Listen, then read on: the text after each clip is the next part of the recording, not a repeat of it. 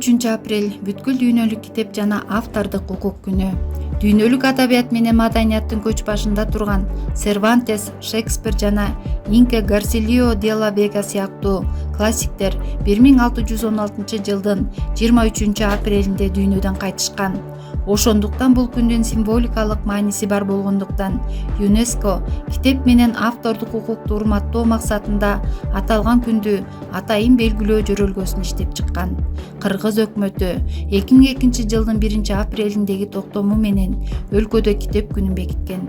Өкмөттүк токтомдо бүткүл дүйнөлүк китеп күнүн майрамдоо аркылуу дүйнөлүк басылмалар менен китеп алмашуу жана жаңы китептер менен өлкө коомчулугун тааныштыруу багыттарын аныктаган. Алгачкы китеп биздин заманга чейинки кылымда пайда болгону айтылат. Ал эми эң алгачкы кыргыз китеби Молдо Кылычтын Кыса Илзи Заласы. Аны кыргыздын алгачкы агартууларынын бири Ишеналы Арабаев даярдап, баш сөзүн жазып, 1911-жылы Казан шаарынан бастырып чыгарган. Өсүп келе жаткан аң сезимди китеп менен сугарбаган улуттар кыйроого дуушар болот демекчи. Китеп бул маданияттын көрсөткүчү, маалымат сактоонун, аны муундан муунга өндүрүмдүү өткөрүп берүүнүн бир формасы.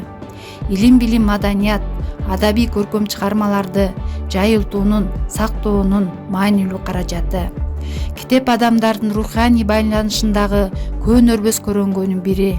Ал адамды өз башатына баш багууга, жан дүйнөсүнүн сырдуу түйүндөрүн чечүүгө, учурдагы, өткөндөгү жана келечектеги турмушка сереп салып, байкоо жүргүзүүгө түрткү берет.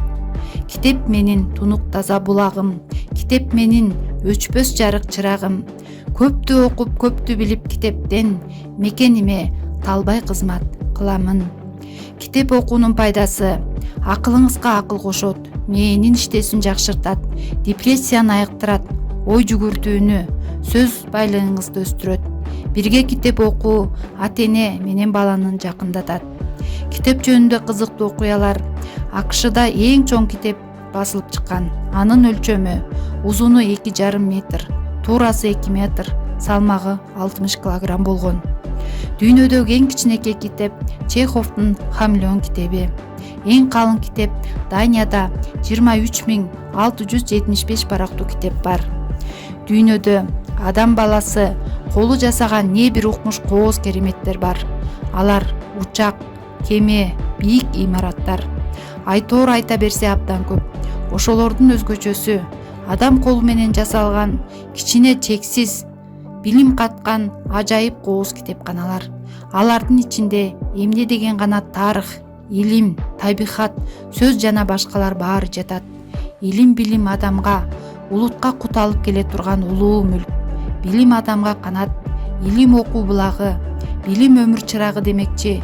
Китеп адамдын чыныгы досу жана окутуучусу, акылдуу кеңешчиси жана ишеничтүү жардамчысы. Андыктан сөзүмдүн аягында китеп менен дос болуп, ар дайым китеп окууну адат кылып алалы демекчимин.